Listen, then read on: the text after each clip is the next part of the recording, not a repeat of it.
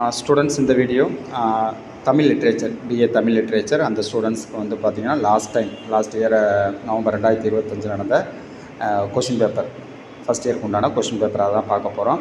ஏற்கனவே வந்து பார்த்திங்கன்னா ஃபஸ்ட் இயருக்கு மொத்தம் 6 பேப்பர் இருக்குது. பார்ட் 1 தமிழ், பார்ட் 2 இங்கிலீஷ், அதுக்கப்புறம் பார்த்திங்கன்னா UGCS என்விரான்மெண்டல் சயின்ஸ் இதோட அதாவது சுற்றுப்புற சூழல் அதை பற்றின இப்போ சயின்ஸு அந்த அறிவியல் இருக்குது.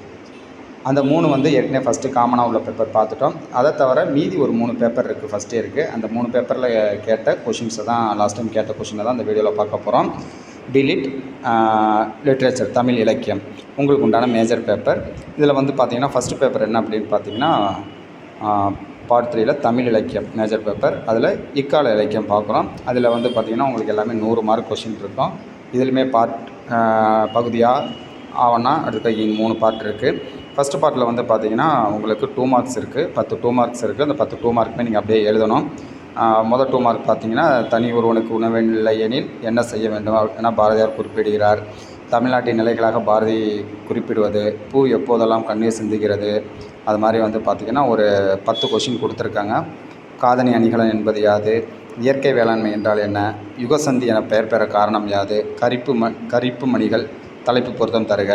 இந்த 10 மார்க் ஆல்ரெடி கேட்டிருந்தாங்க நவம்பர் 2025 தமிழ் லிட்ரேச்சருக்கு.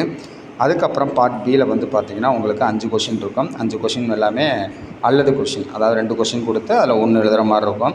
அதில் வந்து பார்த்திங்கன்னா 15 கொஷின் அப்படியே இருக்குது. அதில் என்னென்ன கொஷின் கேட்டுறாங்கன்னா, வசந்தவல்லியின் காதல் நிலைப்பாட்டை எடுத்துரைக்க, தமிழ் பற்றி பாரதியின் கருத்து, ஒரு கடிதம் அனாதியாகிவிட்டது என்ற கவிதை எதை உணர்த்துகிறது. இது மாதிரி பார்த்திங்கன்னா ஒவ்வொரு யூனிட்லையும் 5 யூனிட்லேயும் ஒவ்வொரு யூனிட்டும் 2 கேள்வி இருக்குது. அதுக்கப்புறம் வெள்ளி வீதி நாடகத்தின் கட்டமைப்பு இது பற்றி இருக்குது. அதுக்கப்புறம் 4வது கொஷின் 6 மார்க்கில் உளவு பற்றி மாத்தளை சோமு கூறுவனவற்றை தொகுத்துரைக்க இது கேட்டிருந்தாங்க. அடுத்த ராதா செல்லப்பன் தரும் கலை சொல்லாக்கத்தை எடுத்துரைக்க இந்த கேள்வி. அதுக்கப்புறம் 15வது கேள்வி வந்து பார்த்திங்கன்னா 6 மார்க் கொஷினில் சிறுமியின் பேருந்து பயண சிறப்பை விளம்புக. அதுக்கப்புறம் கரிப்பு மணிகள் எனும் புதினத்தின் முதன்மை கதாபாத்திரத்தின் பண்பு நலன்கள் இது மாதிரி ஜென்ரலாக கேட்டிருந்தாங்க. அதுக்கப்புறம் 10 மார்க் கொஷின் இருந்தது. இந்த 10 மார்க் கொஷினில் பொறுத்த வரைக்கும் 5 கொஷின் கொடுத்துருப்பாங்க. அந்த 5 கொஷினுமே என்ன பண்ணணும், இதுவும் உங்களுக்கு அல்லது டைப்பில் இருக்கும். அதான் 2 கொடுத்து 1 எழுதுகிற மாதிரி இருக்கும். ஸோ 5 கொஷினில் ஒரு சில 10 மார்க் கொஷின் என்ன அப்படின்னு பார்த்திங்கன்னா, செந்தமிழ்நாடு எனும் கவியில் பாரதியின் சிந்தனை எடுத்துரைக்க, உதாரணியின் பண்பு நலன் யாது, கண்ணீர் பூக்கள் என்ற கவிதை உணர்த்தும் செய்தி யாது, மேத்தாவின் கவிதைகளை அங்கத சுவையை எடுத்தெழுதுக.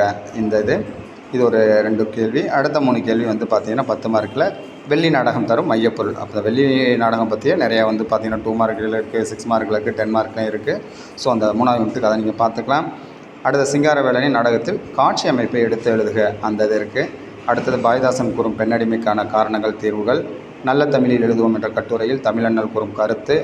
அடுத்து வந்து பார்த்திங்கன்னா கரிப்பு மணிகள், ஜெயகாந்தன் சிறுகதைகளில் மானிட மதிப்பீடு. இது மாதிரி வந்து பார்த்திங்கன்னா உங்களுக்கு 5 10 மார்க்கு, 5 6 மார்க் கொஷின், அதுக்கப்புறம் 10 2 மார்க்கு, மொத்தம் 100 மார்க் கொஷின் லாஸ்ட் டைம் கேட்டிருந்தாங்க. ஸோ இது வந்து பார்த்திங்கன்னா உங்களோட மேஜர் பேப்பர் 3 மேஜர் பேப்பர் இருக்குது. அதில் அடுத்தது வந்து பார்த்திங்கன்னா இன்னொன்று என்ன மேஜர் பேப்பர் அப்படின்னு பார்த்தீங்கன்னா நன்னூலில் வந்து எழுத்து அதிகாரம் காண்டிகையுரை அதை பற்றினது. 2வது மேஜர் பேப்பர் என்ன அப்படின்னு பார்த்தீங்கன்னா நன்னூல் எழுத்ததிகாரம் அதில் உள்ளது.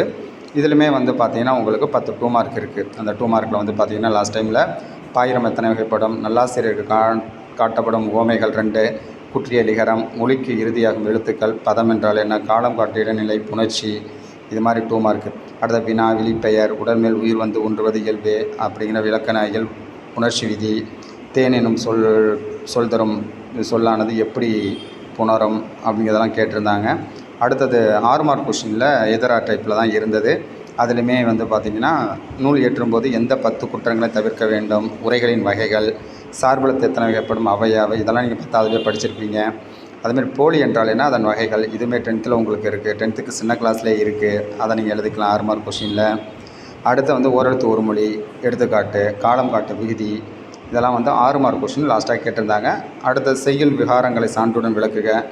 அடுத்து பல சில எண் சொற்களின் புணர்ச்சி, மகர ஏற்று சொற்கள் புணரும் விதம், வறுமொழியில் தகர நகர திரிவுகளுக்கு சான்று, இதெல்லாம் வந்து பார்த்திங்கன்னா 6 மார்க் கொஷின். 6 மார்க் கொஷின் உங்களுக்கு அல்லது டைப்பில் தான் இருக்குது. 2ல் 1 எழுதுனா போதும் ஒவ்வொரு நம்பர்லேயும்.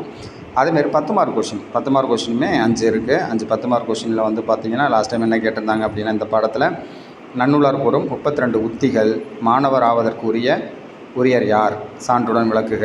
நன்னூலார் கூறும் எழுத்துக்களின் பிறப்பு முறை, மெய் மயக்கம் குறித்து கட்டுரை. அதுக்கப்புறம் வந்து பார்த்திங்கன்னா காலம் காட்டும் இடைநிலை, இதுவே 2 டைம் கேட்டாங்க. 6 மார்க்கில் இருக்குது, 10 மார்க்லையும் இருக்குது. எண்ணும் பெயர்கள், பொது புணர்ச்சி, அதுக்கப்புறம் அல்வழி புணர்ச்சி, வேற்றுமை புணர்ச்சி, இந்த புணர்ச்சி விதிகள் பற்றி இருக்குது. உயிர்முன் உயிர் புணர்தல் விவரி, திரைநிலைவனின் பகுதிகள், இதெல்லாம் வந்து ஜென்ரலாக உள்ள கொஷின் தான். இதை வந்து பார்த்திங்கன்னா இந்த பேப்பரில் நீங்கள் எழுதிக்கலாம். 2வது மேஜர் பேப்பர். உங்கள் ஃபஸ்ட் இயருக்கு உண்டான கடைசி மேஜர் பேப்பர் அலைடு ஊடகவியல். இந்த ஊடகவியல் அப்படிங்கிறது மீடியா பற்றியும் உள்ளது. இது வந்து ஜென்ரல் பேப்பர், உங்களுக்கு அலைடு பேப்பர். இது பார்ட் 3ல் வந்து அலைடு 2 மேஜர், ஒரு அலைடு இருக்குது. அலைடு பேப்பரை பொறுத்த வரைக்கும் இதுவுமே 100 மார்க்குக்கு 10 2 மார்க்கு, 5 6 மார்க்கு, அதுக்கப்புறம் 5 10 மார்க்கு, மொத்தம் 100 மார்க் கொஷின் கேட்டிருக்காங்க. இந்த ஊடகவியலில் என்ன கேட்டிருக்காங்க அப்படின்னு பார்த்தீங்கன்னா, ஊடகம் என்றால் என்ன, அச்சு வழி ஊடகங்கள் 2, சென்னை கூரியர் என்னும் ஆங்கில வார இதழை தொடங்கியது யார், அரசியல் இதழ்கள், இதெல்லாமே வந்து ஆல்ரெடி வந்து பார்த்திங்கன்னா கிளாஸில் உங்களுக்கு சொல்லி கொடுத்துருப்பாங்க. அடுத்த வானொலியில் ஒளிபரப்பப்படும் வேளாண்மை நிகழ்ச்சி என்னென்ன இருக்குது, செய்தி வாசிப்பாளரின் அடிப்படை தகுதிகள் 2 சொல்லியிருக்காங்க. அபாகஸ், இணையத்தின் தந்தை, தலையங்கம் என்றால் என்ன, தொலைக்காட்சி நிகழ்ச்சி தொகுப்பாளர்களின் பெயர், இதெல்லாம் வந்து ஜென்ரலாக நீங்கள் வந்து மீடியா டிவி வானொலி கேட்டிங்க அப்படின்னா உங்களுக்கு இதெல்லாம் தெரிஞ்சிருக்கலாம். அடுத்தது வந்து 6 மார்க் கொஷின் 5 அல்லது டைப்பில் ஊடகங்களை பற்றி கேட்டிருந்தாங்க. ஊடகங்களோட இன்றியமையாமை, ஊடகம் அப்படிங்கிறது என்னென்னா உங்களுக்கு டிவி, ரேடியோ, நியூஸ் பேப்பர், இது எல்லாமே ஊடகம் தான். அதனால் நெட்டு எல்லாமே, இணையம் எல்லாமே வந்து பார்த்திங்கன்னா ஊடகம் தான். அதோட இன்றியமையாமை இம்பார்ட்டன்ஸ் பற்றி கேட்டிருக்காங்க. அதுக்கப்புறம் தகவல் தொடர்பின் அடிப்படை காரணிகள், அப்புறம் இந்திய இதழின் தொடக்க காலம், கருத்து படங்கள், கார்ட்டூன் பற்றி சொல்கிறது, வானொலியில் தனிநபர் உரை குறித்து சொல்கிறது, அதுக்கப்புறம் தொலைக்காட்சி செய்தி ஒளிபரப்பு பற்றி சொல்கிறது. அதுக்கப்புறம் பார்த்திங்கன்னா இணைய இதழ்களும் அச்சிதழ்களுக்கும் உள்ள வேறுபாடு, மின்னஞ்சலின் பயன்பாடு, மின்னஞ்சல் அப்படிங்கிறது இமெயில், அதோட பயன்பாடு, இதழ்களில் வந்து எப்படி எழுதுவது, அச்சுப்படி திருத்துதல் உள்ள துணையாசிரியர்களுக்கு உண்டான பணிகள், இது மாதிரி வந்து பார்த்திங்கன்னா உங்களுக்கு 6 மார்க் கொஷின் அல்லது டைப்பில் கேட்டிருக்காங்க. 10 மார்க்கும் வந்து பார்த்திங்கன்னா ஒரு 10 மார்க்கு 10 மார்க்குமே அல்லது டைப்பில் இருக்குது. இது எல்லாமே எப்படி இருக்குது அப்படின்னா உங்களுக்கு எல்லாமே ஈஸியாக தான் இருக்குது, ஜென்ரலாக எழுதுகிற மாதிரி இருக்குது. இப்போ 10 மார்க் கொஷினே வந்து பார்த்திங்கன்னா இதில் எப்படி இருக்குது அப்படின்னா தகவல் தொடர்பில் ஊடகங்களின் பங்கு, மின்னணு வழி ஊடகங்களின் சிறப்புகள், இலக்கிய இதழ்களின் பணிகள், இதழ்களின் மொழி நடை, இதெல்லாம் கேட்டிருக்காங்க. அதுக்கப்புறம் ஒரு 3 கேள்வி என்ன இருக்குது அப்படின்னா தொலைக்காட்சியில் ஒளிபரப்பாகும் அறிவுசார் பல்சுவைசார் நிகழ்ச்சிகள், தொலைக்காட்சியில் வந்து டிவியில் என்னென்னா ஒளிபரப்பாகிற அறிவுசார் நிகழ்ச்சிகளை பற்றி சொல்லியிருக்காங்க. ஏதாவது ஒரு நிகழ்ச்சியை பற்றி நீங்கள் வந்து ஜென்ரலாக கூட எழுதலாம். அதுக்கப்புறம் ஊடகத்துறை தொலைக்காட்சியின் செல்வாக்கினை புலப்படுத்துக, வலைப்பு பயன்பாட்டின் நிறைகுறைகளை பட்டியலிடுக, ஊடகத்துறையில் மொழியின் பயன்பாடு குறித்து எழுதுக. இது மாதிரி வந்து பார்த்திங்கன்னா அடுத்த நிகழ்ச்சி தொகுப்பு, நேர்முக வர்ணனை, பயிற்சி பெறுதலை எடுத்துரைக்க அப்படின்ட்டுருக்கு. இதுதான் வந்து பார்த்திங்கன்னா உங்களுக்கு ஃபஸ்ட் இயருக்கு உண்டான தமிழ் லிட்ரேச்சர், இந்த தமிழ் இலக்கியம் அந்த கோர்ஸ் சேர்ந்த ஸ்டூடெண்ட்ஸுக்கு உண்டான 2 மேஜர் பேப்பர், ஒரு அலைட் பேப்பர். ஆல்ரெடி ஏற்கனவே வந்து காமன் பேப்பரில் வந்து மொத்தம் 5 பேப்பர், காமன் பேப்பர் ஏற்கனவே வந்து பார்த்திங்கன்னா மொத்தம் 6 பேப்பர் இருக்கும். ஏற்கனவே வந்து பார்ட் 1 தமிழ், பார்ட் 2 இங்கிலீஷு, அதுக்கப்புறம் வந்து பார்த்திங்கன்னா சுற்றுச்சூழல் அறிவியல், இந்த 3 சேர்த்து மொத்தம் 6 கொஷின் பேப்பர் நம்ம ஃபஸ்ட் இயருக்கு இது தான் இருக்குது. இந்த கொஷின் படி தான் இப்போ உங்களுக்கு வந்து அடுத்த எக்ஸாம், அதாவது ஜூன் ஜூலையில் எக்ஸாம் வரும், அதுலேயும் இது மாதிரி தான் கேட்பாங்க. ஸோ இதில் இருக்கிற மாதிரி நீங்கள் ப்ரிப்பேர் பண்ணிக்கோங்க.